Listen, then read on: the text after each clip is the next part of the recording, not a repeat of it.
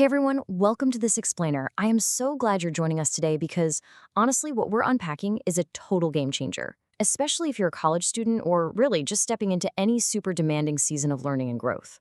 We're going to walk through this comprehensive three-part toolkit drawn directly from our source material today, and it's designed to give you the exact productivity, study, and life skills you need to stay grounded, organized, and totally confident. But right off the bat, we've got to ask, is college just destined to be this stressful guessing game?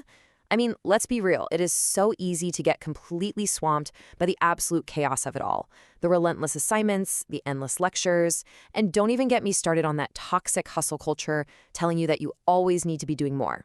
It can feel like you're just passively surviving from one deadline to the next. But today, we're going to introduce the antidote to all that chaos.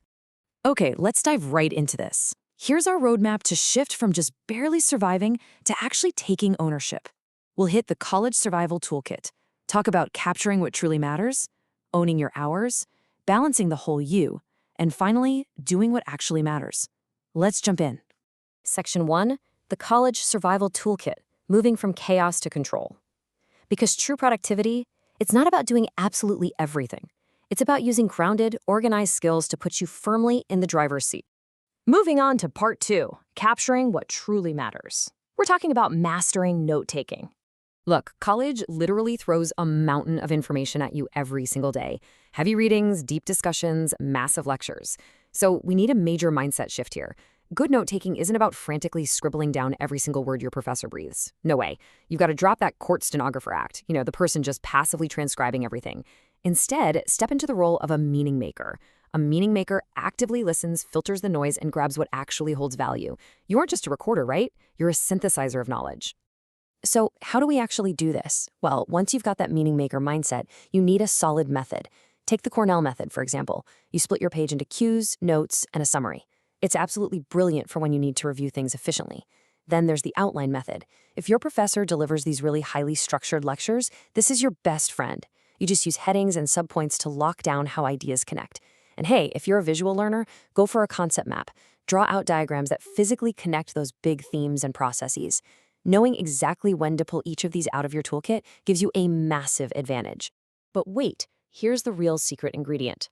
24.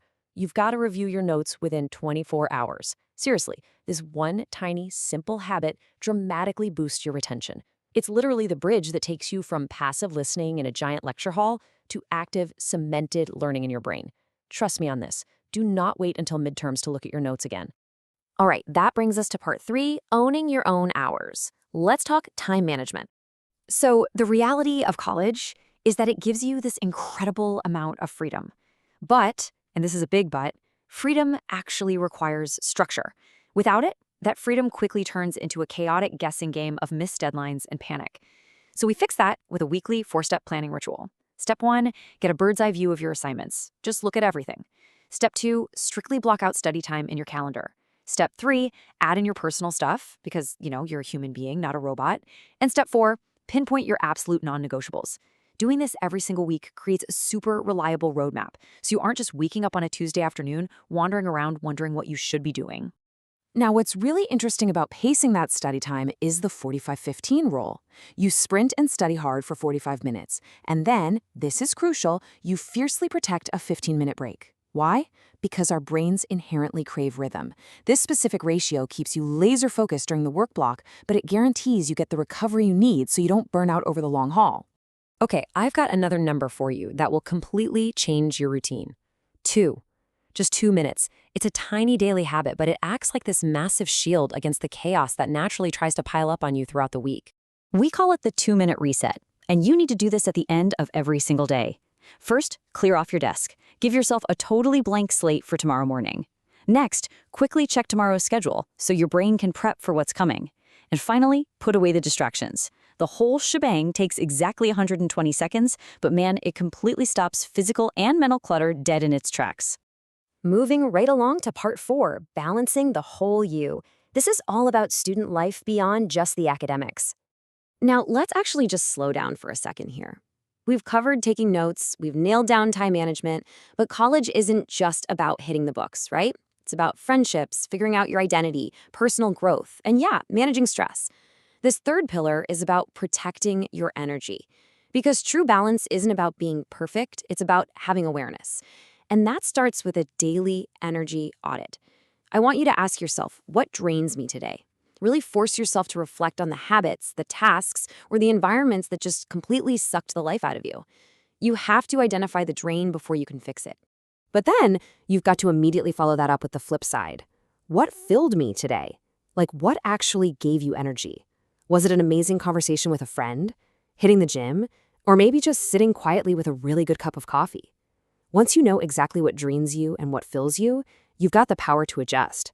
You can literally schedule the things that fill your cup. And part of finding that balance means accepting that you absolutely cannot do this alone. You have to build a support circle. And I don't just mean any circle. You need folks who are going to encourage you when you're down, challenge you to step up, celebrate your wins, and seriously help keep your feet on the ground when things get crazy. Nobody thrives in a vacuum, especially during such a demanding season. Having that community is just essential. And you know what else is essential? A rested mind. A rested mind actually learns faster. Sleep, hydration, moving your body, taking some quiet time, these are not luxuries.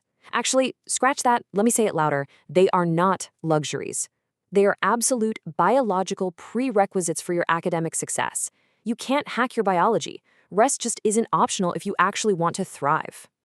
Which brings us to part 5, our final takeaway, doing what actually matters.